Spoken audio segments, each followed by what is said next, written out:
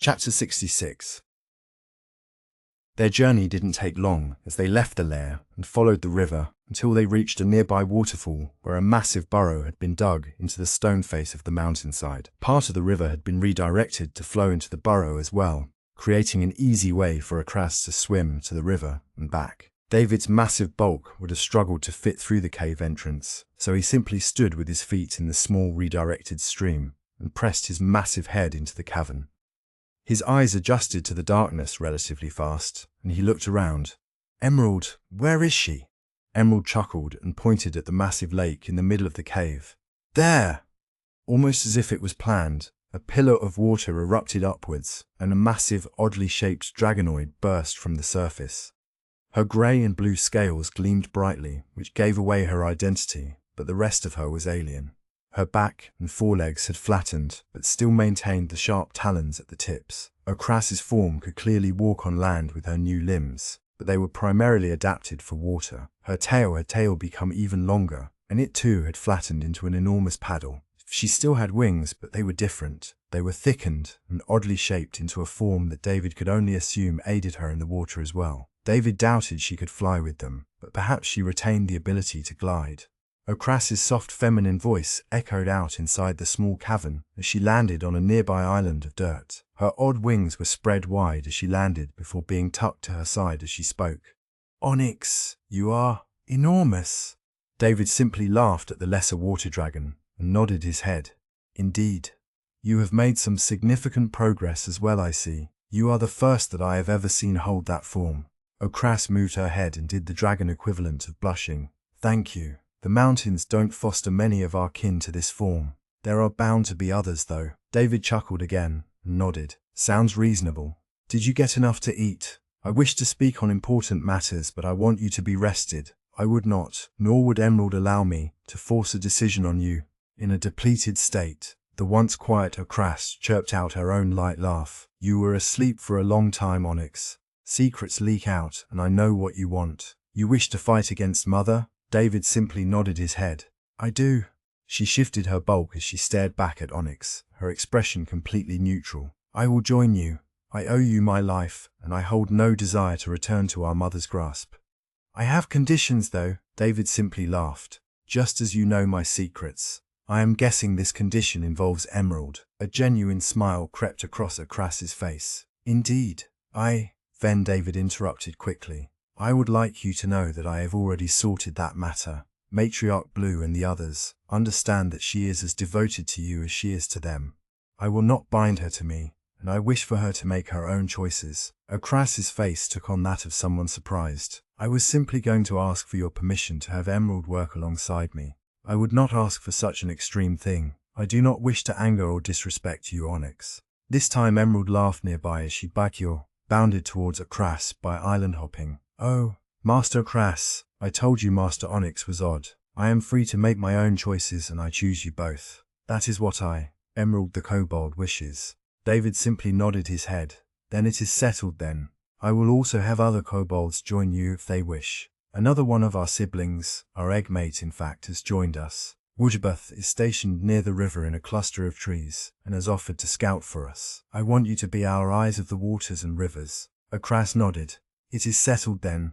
David began to pull his head and upper body free from the cavern but stopped for a moment. "I will also need your affinity for a project that Emerald has been working on. Ambass." The smoke rose up around Ambass as his sinister laugh echoed out and the earth worshippers scattered into their holes. Their stone creatures were formidable but now lay in ruins. His inspection of the Twin Peaks proved frustratingly unfruitful as the remains of the great battle had been swept away.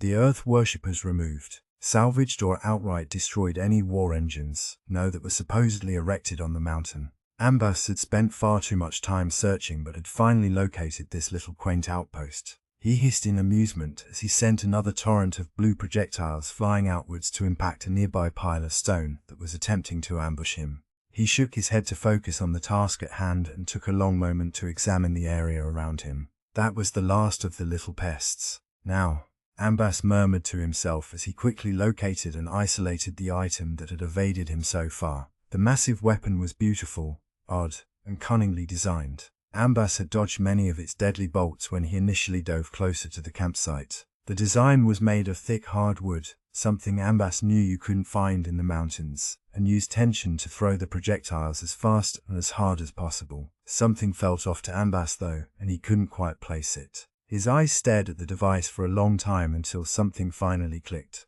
The projectiles that slew Voenlay were different. These Earth worshippers had a diversity of projectiles, and most of them were solid wood, with blackened tips from exposure to fire.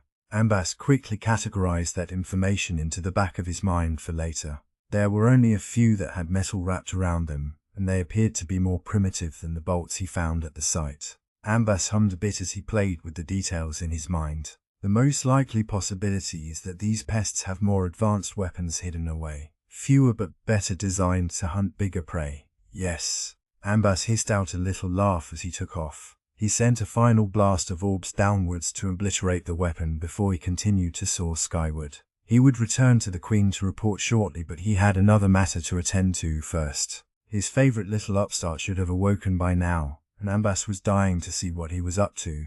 It would also help him avoid returning too early and being redirected to aid in the matter of desolation. Ambass hissed in laughter as he pivoted his course. His own cleverness in avoiding danger amazed even himself sometimes. The eons had been cruel to him and his siblings, but he had small ways of spitting back in its face. At times, David Onyx. It felt odd to have something curled around his body again, but his clan had done their job well. The armor fit snug and curled around the base of his tail like it was part of his body. Blaze had gone back and forth with her forge kobolds to find a proper place for the armor, and decided on the base of his tail. The armor itself wasn't needed to protect his hardened body, but simply be a reinforced point to connect the lesser gemstone to his flesh. David was absolutely pleased and had no complaints. He could already feel the copper wires that brushed against his scales and his flesh. It was not the most comfortable, but the benefits outweighed any discomforts. David rumbled softly down to the awaiting kobolds. I can feel the connection. It is quite odd.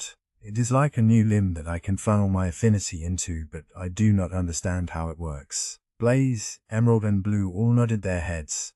Emerald was the first to speak. Do you think it will be beneficial, Master? You can simply just heal away your wounds. David laughed. Yes, but I would rather not get injured in the first place.